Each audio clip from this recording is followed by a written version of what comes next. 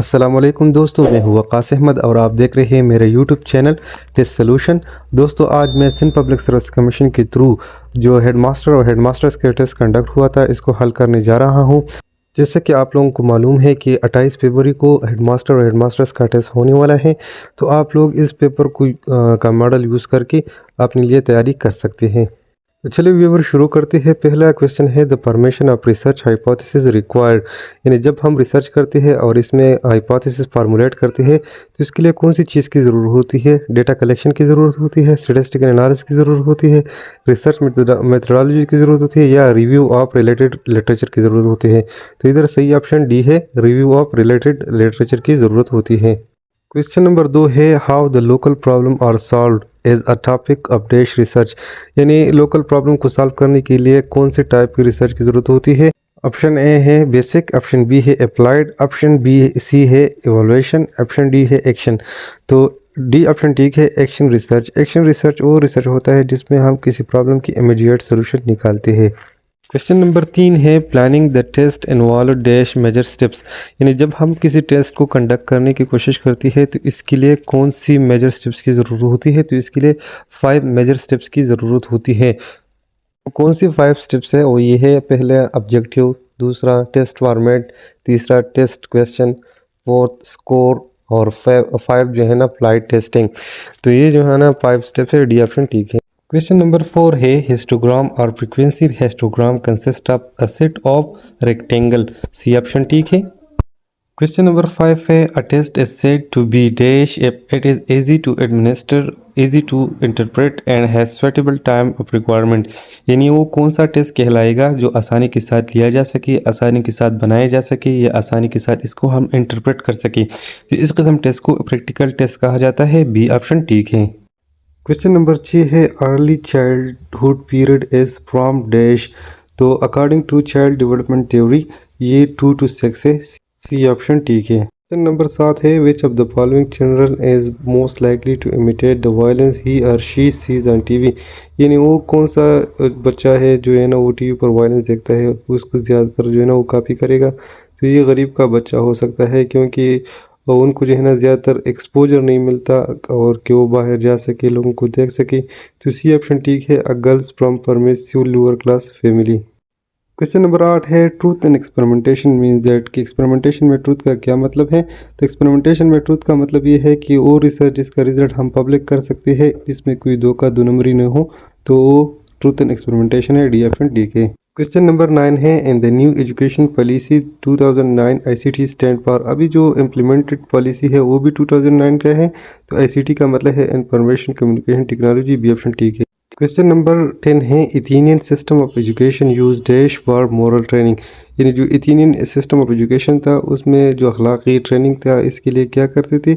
Scholar और वार slave जो है ना वो हायर की जाती थी, सी ऑप्शन ठीक है, बोथ ए एंड बी।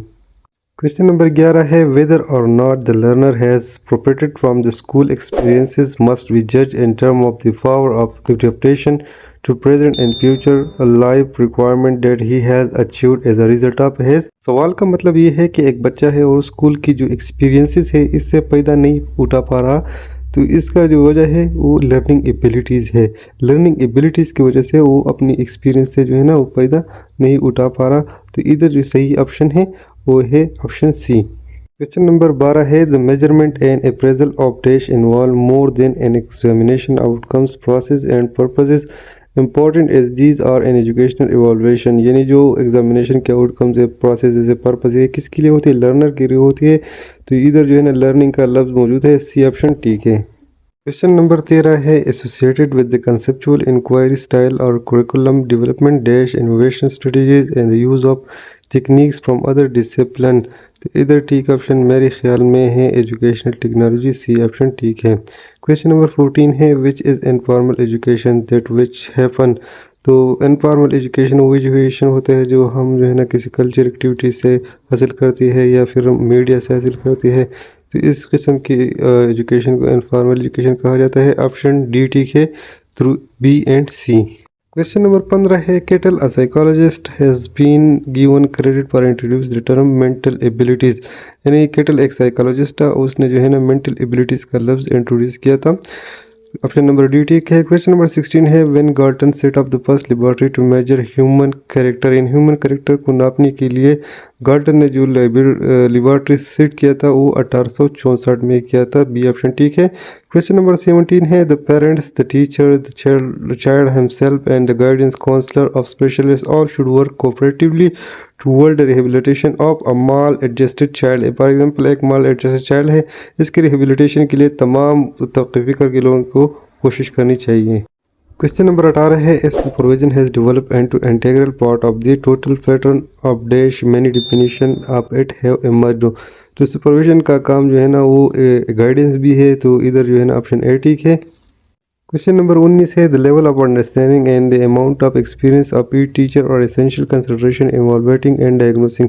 मतलब यह है कि किसी टीचर की एबिलिटीज़ को जानना, इस तरह इसकी एक्सपीरियंस को जानना, वो हम किस तरह कर सकते हैं, तो टीचर की जो परफॉर्मेंस है उससे कर सकते हैं। ए ऑप्शन ठीक है।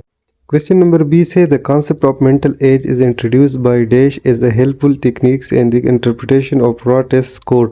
तो ये बेनेट ने दिया था। ए ऑप्शन ठीक है। क्वेश्चन नंबर 21 है broadly speaking education begin at birth, यानी जो एजुकेशन बच्चे का जो एजुकेशन है वो बर्थ से शुरू होता है। ए ऑप्शन ठीक है।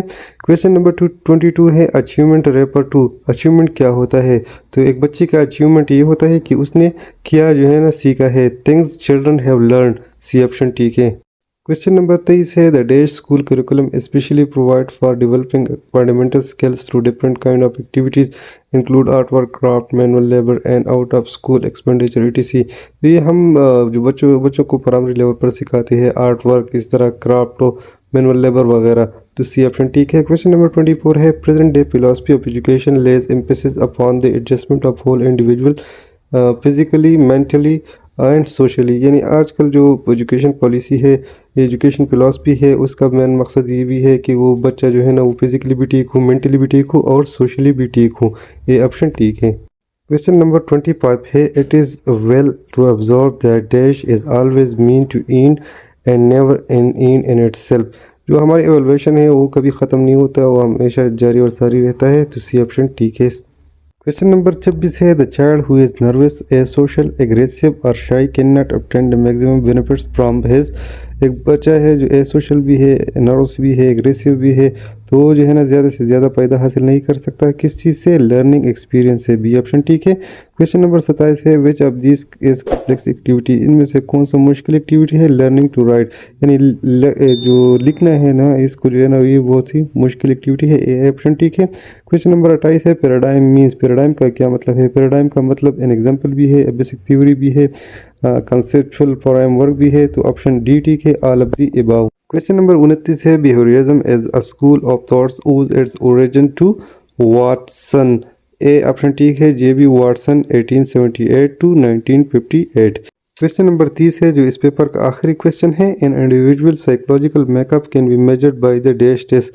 जो एक इंडिविजुअल है इसका जो साइकोलॉजिकल मेकअप है इसको हम कैसे मेजर कर सकते हैं? इसकी परफॉर्मेंस टेस्ट से। सी ऑप्शन ठीक है।